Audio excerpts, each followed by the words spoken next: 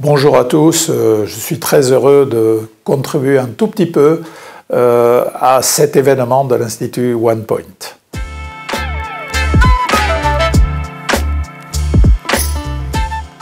L'état actuel de la science, vaste question. Ça pourrait être pire, ça pourrait être meilleur. Ah oui, il faut que je regarde Muriel.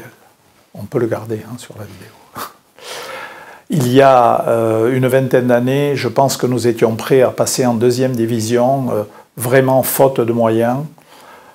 Création de l'Agence nationale de la recherche qui nous a donné de l'oxygène, et puis les programmes européens. Beaucoup d'argent européen, assez élitiste, mais donc quand on arrivait à obtenir un de ces programmes européens, ça nous a donné l'oxygène nécessaire pour pouvoir rester en première division et rester donc sur le front avancé de la recherche, donc dans mon domaine, l'optique quantique, le refroidissement d'atomes par laser, qui aujourd'hui nous donne les technologies quantiques. Je reviens sur le délai entre les recherches de base et les applications qui se comptent systématiquement en plusieurs décennies. Donc cette science, eh bien, elle fait ce qu'elle peut. Il y a eu vraiment une évolution considérable pendant ma carrière, entre les premières années, c'est-à-dire dans les années 1980, et puis on va dire à partir de l'année 2000, on a vraiment eu un rapprochement entre sciences fondamentales et applications. Ça s'est fait dans les deux sens. Je pense que les chercheurs académiques ont compris que aller vers des applications, ce n'était pas se salir les mains, au contraire, c'était noble. Que mes recherches sur un débat très abstrait entre Bohr et Einstein soit aujourd'hui mis en œuvre dans les technologies quantiques, cela me réjouit profondément. Bien, je pense que beaucoup de chercheurs ont compris que c'était très bien d'avoir des applications pour la recherche. Vice-versa, je pense que l'industrie en France, qui était un peu trop centrée sur le court terme, a compris aussi tout l'intérêt qu'il y avait à aller voir les chercheurs, à recruter des docteurs. C'était un gros problème en France il y a 20 ou 30 ans. On recrutait des ingénieurs qui sortaient des grandes écoles et pas des docteurs. Or, quelqu'un qui a été dans une grande école, il n'a appris que des choses scolaires. Quelqu'un qui a fait une thèse, il a été confronté à un problème dont on ne connaît pas la solution. Il a été obligé d'avoir des inflexions par rapport à la voie tracée et donc ça a donné, et ça lui a appris en plus à conduire un projet, car une thèse c'est un projet, on apprend la conduite de projet.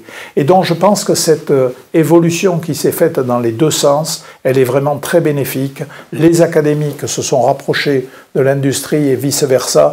L'industrie a compris tout l'intérêt qu'il y avait à se rapprocher des académiques. Dernier point que l'on voit à l'œuvre ici sur l'université de Paris-Saclay, qui est, je dirais, le combat de toute ma vie, c'est de mettre ensemble l'université et les grandes écoles. Grande réussite de Paris-Saclay, avoir réussi à faire une structure qu'on va appeler une sorte de fédération, où nous avons d'une part les grandes écoles, Supoptique, où nous sommes aujourd'hui, Centrale, Supélec et d'autres, avec l'université Paris-Sud, qui était une grande université de recherche. Le fait que tout le monde se retrouve dans la même université, nous avons le résultat. Première université européenne d'Europe continentale au classement de Shanghai.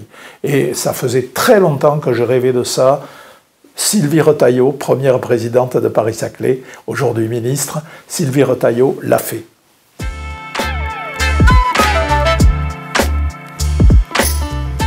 Oui, alors pour convaincre, stimuler et aider les PME et ETI à faire de la recherche, je pense qu'il faut leur donner des lieux dédiés. Nous avons ici, dans l'ancien bâtiment de l'Institut d'optique, qu'on appelle le 503, qui a été totalement rénové, nous avons un exemple de ça. C'est un endroit où on accueille des petites entreprises, des start-up, mais pas que des start-up, aussi des petites entreprises qui trouvent là des locaux adaptés à leur programme de recherche, et nous leur donnons ces locaux à des tarifs tout à fait modérés, mais ils ont un devoir. Ce devoir, c'est d'éduquer les élèves de l'école supérieure d'optique et de les mettre directement en contact avec ce travail. Et je crois que là, nous avons encore un exemple où le rapprochement entre deux mondes, le monde académique et le monde des PME ETI, donne des résultats extrêmement intéressants parce que nos étudiants apprennent comment gérer une entreprise et je crois que pour ces entreprises, se trouver au contact quasi quotidien de gens qui ont la fibre chercheur, je pense que c'est intéressant pour tout le monde.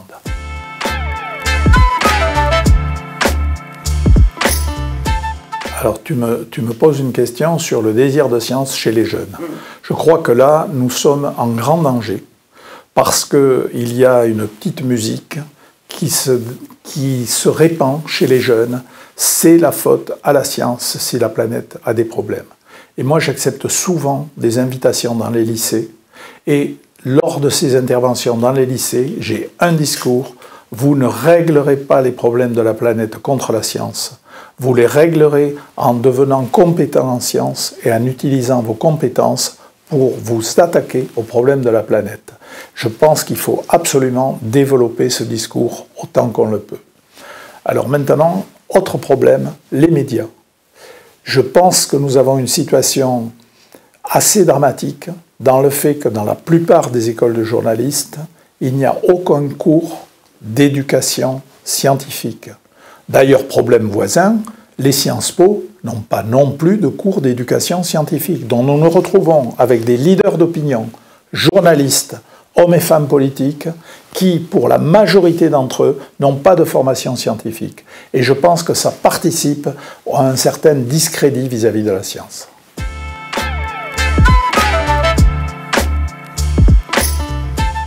Alors, ma vision sur la recherche. Bon, je suis essentiellement compétent dans le domaine de la recherche fondamentale. Et là, je sais que la seule loi, c'est la liberté du chercheur.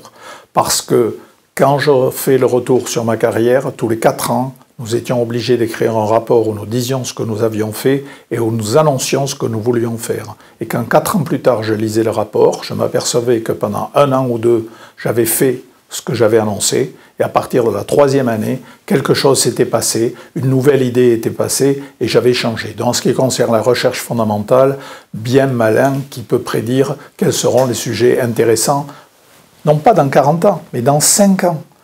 Impossible à savoir. Ensuite, il y a la recherche appliquée.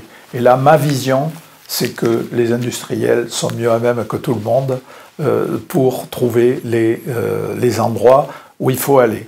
Mais je voudrais insister sur une chose. Parfois, les jeunes qui commencent dans la recherche académique partent ensuite dans la recherche privée et ils ont l'illusion que dans la recherche privée, ça va être la même chose que la recherche académique. Je pense qu'il faut absolument leur dire que ce n'est pas ça.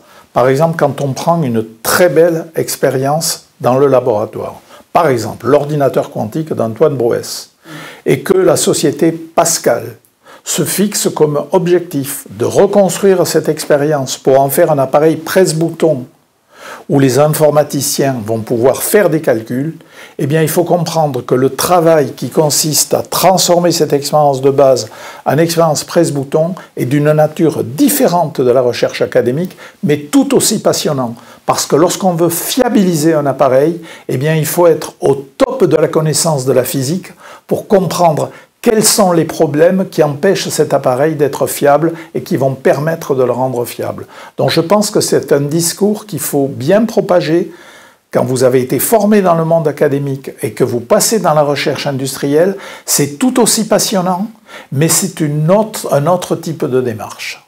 Je suis parti dans une digression, mais c'est pas grave.